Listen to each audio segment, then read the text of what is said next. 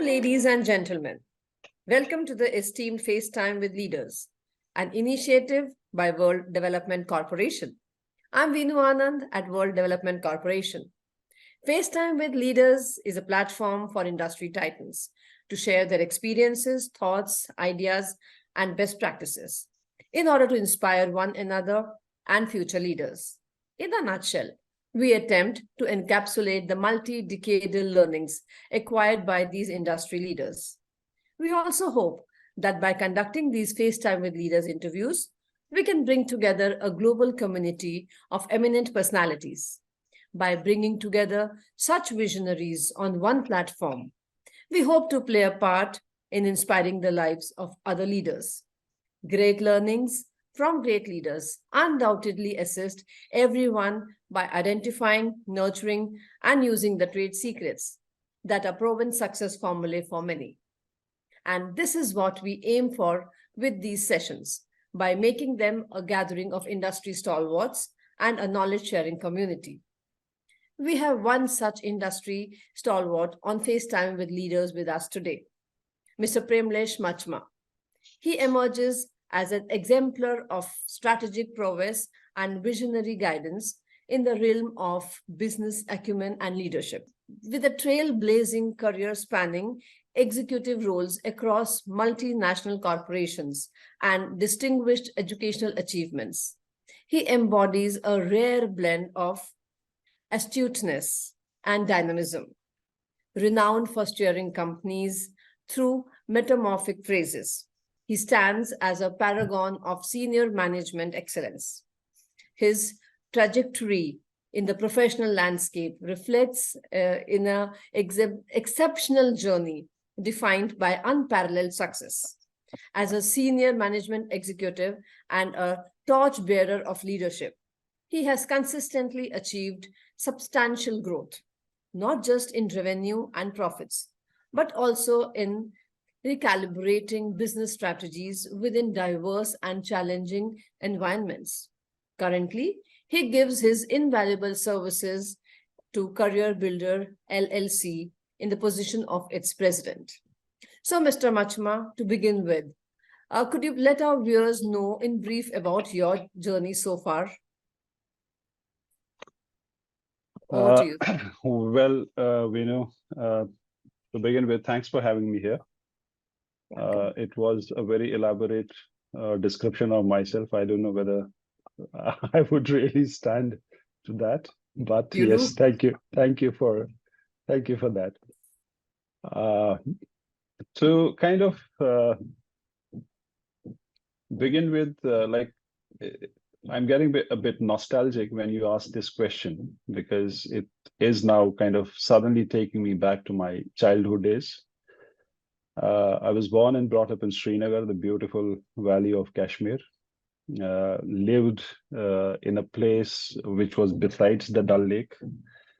Have lived along the tributaries of Dal Lake, which connect lake with the other lake called Nagin Lake. So it was wonderful. Like, we would see all the shikaras going down those streams. So kind of, I'm getting a bit emotional about it. But having said that, I had my schooling and basic education from the valley, and then we moved to Delhi, and I have been here for most of my time, other than kind of extensive traveling to many parts of India and to other geographies outside India.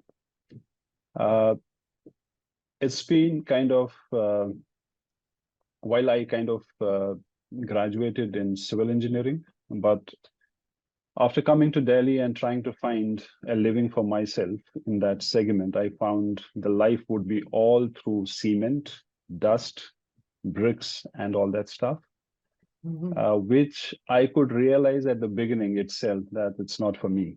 So I kind of immediately switched myself to a management career. And I thought of doing something which is not civil engineering, which is something else. So I began kind of working with a few leading names in the country, and some leading names internationally outside country.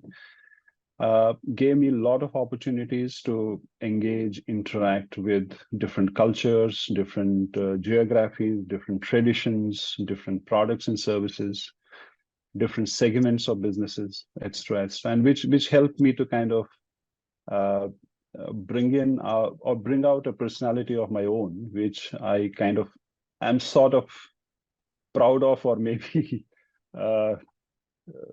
compliment myself for whatever I have kind of so far done in my life. And that's what is like, this is the basic crux. I strongly, the most and important learning, which I think I have had over the period of my career, is the world is very diverse. There is a lot to learn. Cultures are very, very different. While human beings are same everywhere, whether you are in west, east, south, north, you're in any of the geographies globally, people are same. But what differentiates them, what makes them diverse, is the culture, the place they live in, the rituals they have, the habits they have, etc., etc. It's been a wonderful journey so far, a wonderful learning so far. And I think I have been enriched with a lot of things over the last 20, 25 years. And I give the whole credit of this to the travels which I did, the engagements and interactions which I did with different cultures and different geographies. And it is in many ways helped me in my, not only in my personality development, but also in my professional life, because you learn to engage and understand and manage relationships, manage collaborations, etc., etc. So that is what I would briefly describe myself as. Oh, wow. Amazing. So coming to the next, reflecting on your experiences at various companies, what were the critical challenges you faced in turning around inconsistent performance? Like, how did you navigate these challenges to achieve success?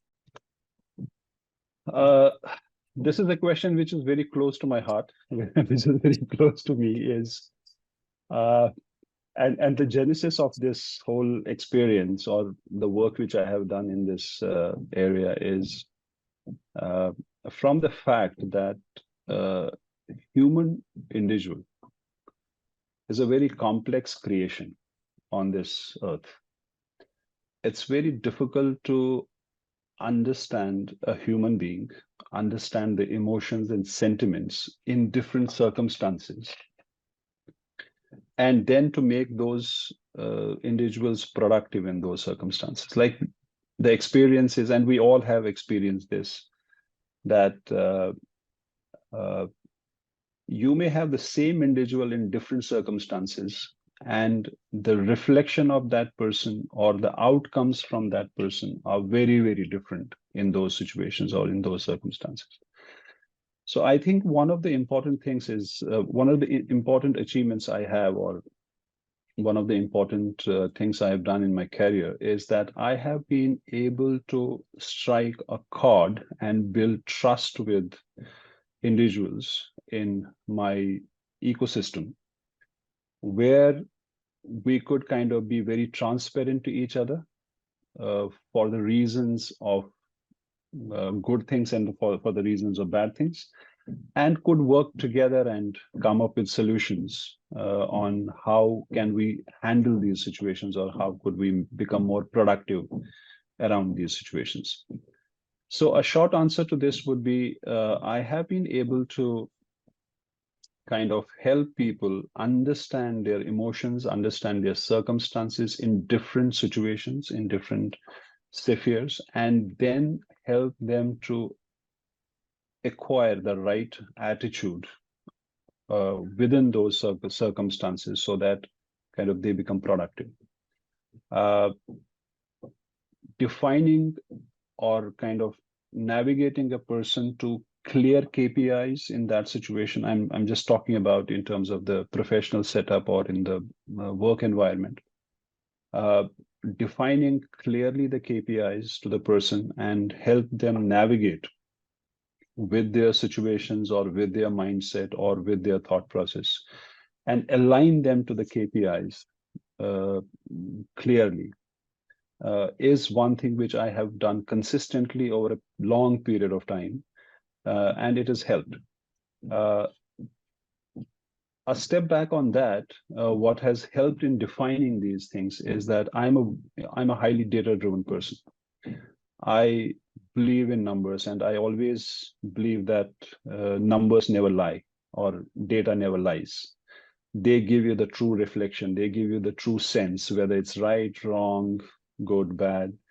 So I always make sure that we have the pulse on each and every bit of data of our business or the work we do, and then kind of analyze that data using different modules and try to bring out reflections from that data, which has helped everyone, including myself, to understand situations, build strategies, come out with plans, or come out with approaches.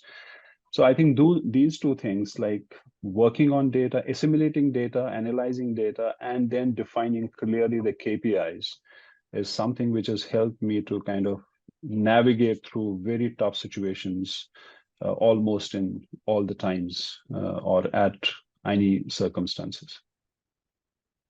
Thank you for sharing all the knowledge. Yeah, thanks.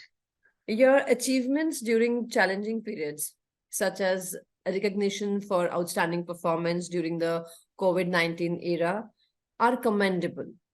How did you navigate these times and maintain business continuity while ensuring growth?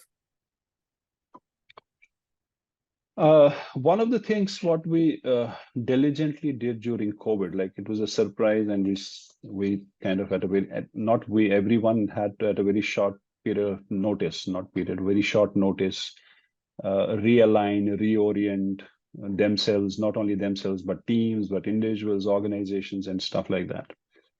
And one of the major learnings I had during COVID is that your basics never change. So what we did is we immediately reoriented ourselves to basics. Like when you are working in an organization where you have more collaborative environment, where you can kind of just walk up to everybody and seek clarification, seek help, and all that stuff. That was not available during COVID times. We were new to the environment of working from home. We were new to the environment of having virtual calls. One of the main challenges was that the moment you get off the call, you are in a different environment, which was your home environment, family environment, and your orientation would suddenly change. Then how do you get your focus back, or how do you get the focus of your people back? And one of the learnings which I had important learnings was that each one of us had to go back to the basics and follow basics. So that is what we did diligently and rigorously, communicating and trying to derive and kind of carving out KPIs basis our basics. Like, what is the basics of our business? What's the basics of our work? What are we expected to deliver in very simple circumstances, which was a COVID? Like we had nobody around. We were independent. We were on our own. So what's my basic responsibility? What I'm supposed to be doing in my role? What I am supposed to be kind of doing within my time frame and stuff like that. So we redefined all those basics. And like, say, for example, if there is a software engineer, the basic thing is to make sure that we are doing the particular feature, or we are doing the particular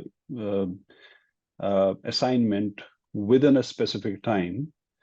And we would define those timelines, we define those activities, and which were basic in nature, which was not that, oh, you have to have this meeting, you have to have that collaboration, you have to have that assessment and stuff like that.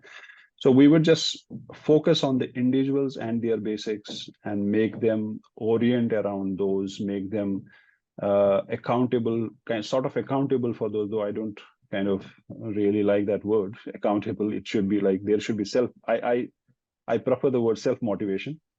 So motivate them to have their own self-responsibilities and self-indulgence on the work front. And so that is what helped us at all the levels, like be it at the individual level, be it at the team level or the organization level. We reoriented ourselves to basics during that period.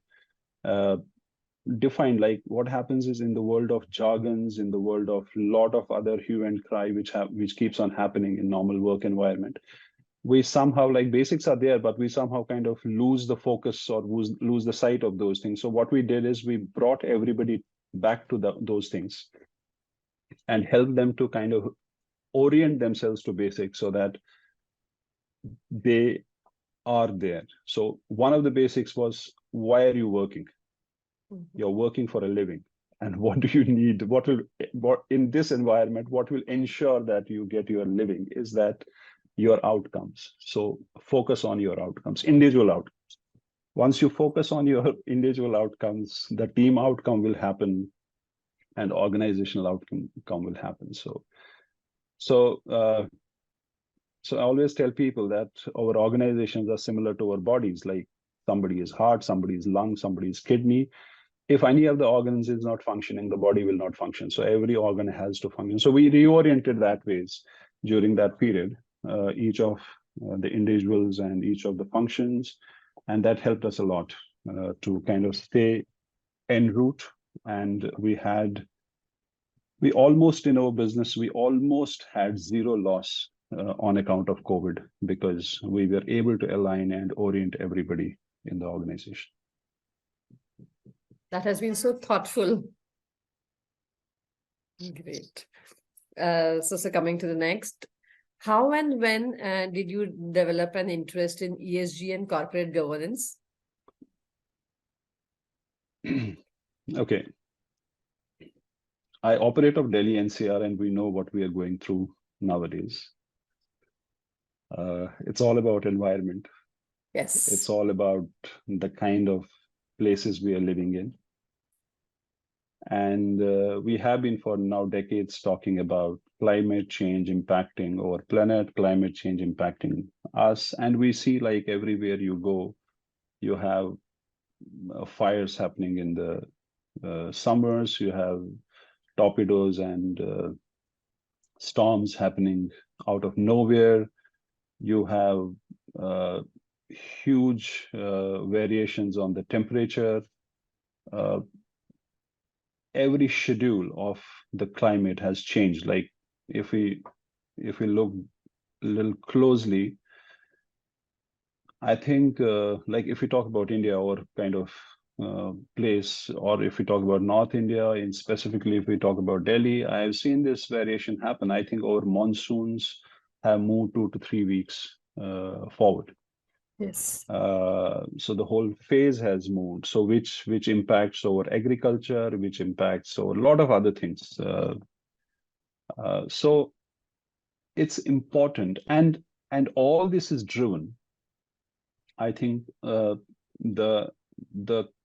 basics of this whole change, what's happening in the climate or what we are doing to the planet, comes out of one fact. And that fact is that all our decisions now are driven by commercial considerations. It is primarily the commercial activity which drives the decisions, that how we are managing ourselves, how we are managing our environments, how we are managing our ecosystems, how we are managing our planet. And that commercial activity is fundamentally driven by businesses, commercial businesses. So it is important that we address the issue at that level, where the decisions at the business level are taken in a sense which ensures that we are responsible for ensuring that we do not add up to the climate change, we do not add up to the actions and activities which harm our climate, which harm our planet. And that's where the interest started coming in, that how I can contribute to this whole movement. So you could run an NGO, you could run a movement and stuff like that. But we all have our own limitations. We all know what all we can do and what all we can't do. And I thought that if I kind of am able to contribute through ESG program in the sense like activities, ensuring that corporates and commercial establishments design and develop their policies, keeping ESG considerations in mind, it would be a great contribution, because if we are able to stem it at that level, we may be able to kind of create that impact, and over a period of time, we may have some control on the climate change. So that's where the interest started off, and that's where I started exploring that what all things need to be done, understand climate change a little more, understand environment a little more, understand social responsibility a little more. There are a lot of things which keep on happening, like it could be under social responsibility, it could be diversity, it could be a lot of other things under governance, it could be ethical practices and all that stuff. Under environment, it could be that what kind of investments we are looking at, what kind of products and services, innovations we are looking at.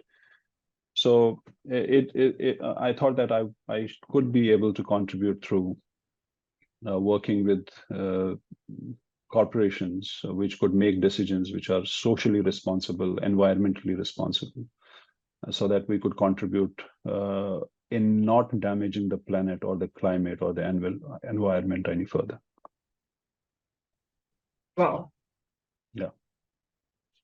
So as an ESG and corporate governance expert, what values do you bring to the table?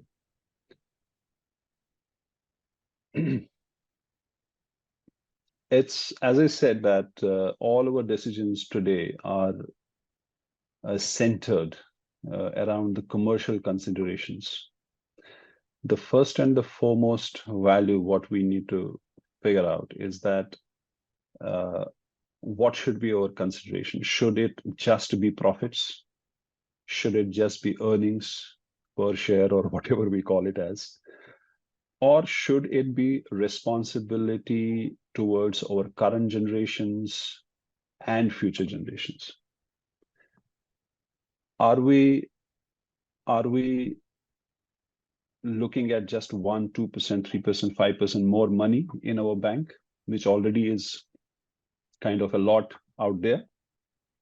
Or are we looking at that maybe taking out this percentage, 3%, 4%, and kind of reducing that footprint of our earnings a bit, but making it more accountable for our generation and our future generations, like where we could leave a better planet, where we could leave a better environment and a better climate for future generations.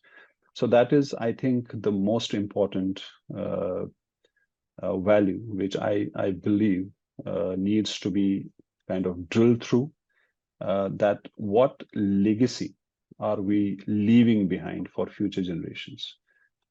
While doing that, we may be able to do some good to the current generations as well. So I think that is one single value. And because I'm a people-oriented person, I give a lot of importance to what we are leaving behind for people, what we are leaving behind for future generations.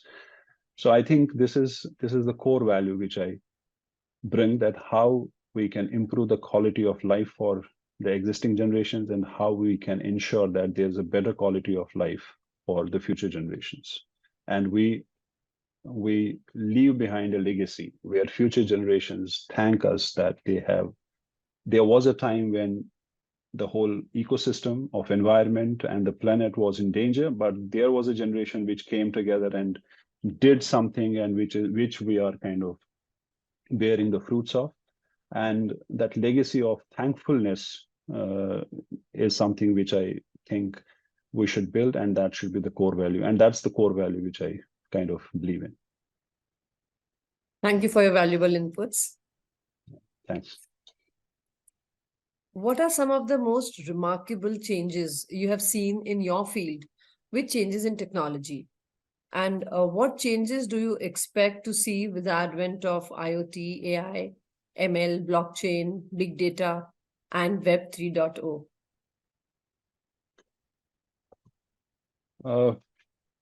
There are many things happening across the globe.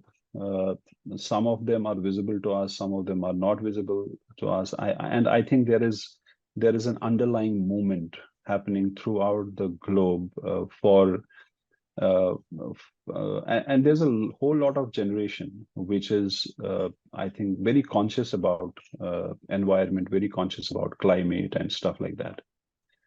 Uh, uh, I think the need at this point in time is to kind of accelerate that work, is to provide more impetus in terms of funds and in terms of resources for these activities. There are a lot of socially responsible organizations which are doing a lot of work globally. However, at the same time, there is a pushback coming from the commercial activities which are happening, and there are some areas or some pockets where still we are kind of trying to balance between commercial and social responsibilities or environmental responsibilities. However, I think it's a matter of time, maybe a few more years, when we would completely have a very clear trend, visible trend, not clear trend, a visible trend, which will be visible to all of us, that almost everyone or the majority of the people around the globe are completely aware of our environment, of our ecosystem, of the needs of the planet and of the time. And I think we will see a lot of acceleration going forward. And since businesses, corporations are getting more conscious, in some ways by statutory obligations, in some ways personal consciousness and stuff like that, I think it's gaining momentum. It is gaining traction, and over a period of maybe next few years, we will see very, very visible changes happening. If companies like Apple and Microsoft and Google and all that, if they are taking a lot of initiatives in decreasing the carbon footprint on the planet, I think, and they are driving their OEM partners to do the same, I think it's kind of moving in the right direction, because leaders have to take the first responsibility or the first step towards that. Governments are getting quite conscious. They are promoting the organizations who are conscious about working in this environment. I think there's a lot of work happening currently at this point in time. It's not visible as much as it should be, but I think over the next few years, we will have more visible pieces emerging all across the globe, where we will see that there is a lot of work happening to protect the planet, to protect environment, to protect diversity within our societies, within our communities. The likes like Black Lives Matter or kind of LGBTQBT and all that stuff. All these are basic signs, and I think they are going to grow much bigger going forward. Thank you for sharing your knowledge. I must say, invaluable knowledge. Oh, thank you so much. We are building a community of industry magnates. The move is meant for cross-pollination of knowledge and building a knowledge-sharing community of corporate giants and industry experts. So what are your thoughts about this initiative taken by Mr. Zishan Pathan, Mr. Heval Mehta, and the whole World Development Corporation team? It's an exemplary step in a direction which very few professionals are aware of. I would kind of put it this way. There are a lot of professionals in the marketplace who are doing some kind of work, not some kind of work. Let me add the work. They're doing quite a lot of valuable work. However, there has been no or non-existent nodal agency or nodal organization which could bring them together and leverage on their knowledge, expertise to come forward and work together, collaborate, and work with organizations, work with different entities. I think it's from that standpoint, it is an amazing initiative. It helps to build a platform. It helps to build a platform where all these professionals and experts can come together, collaborate, and work towards a better world, work towards better corporations, work towards socially responsible or environmentally responsible corporations. It's a wonderful initiative, and the only thing which I can say, I would, or rather I will wish all the best to the initiative and would like to see that this thrives and lives up to its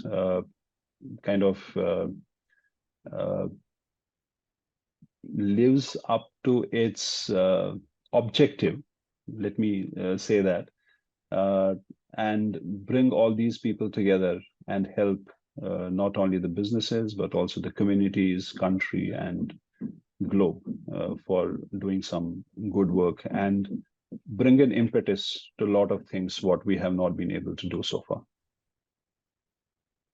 Thank you so much for your kind words. Yeah, thanks. Great. It was fantastic conversing with you, and I'm confident that your insights will inspire future leaders. Thank you, Premlesh, for joining us today. Wish you all the best for your future endeavors. Moreover, trust that this initiative by Directors Institute unquestionably has expanded the participants' understanding and enriched their minds. Thank you for joining us today. Have a wonderful day ahead. Thank you so much for having me here, and all the best to Directors Institute for its endeavors. And let's see that we see its objectives being fulfilled. Thank you so much. Thank you. Thank you. Thank you.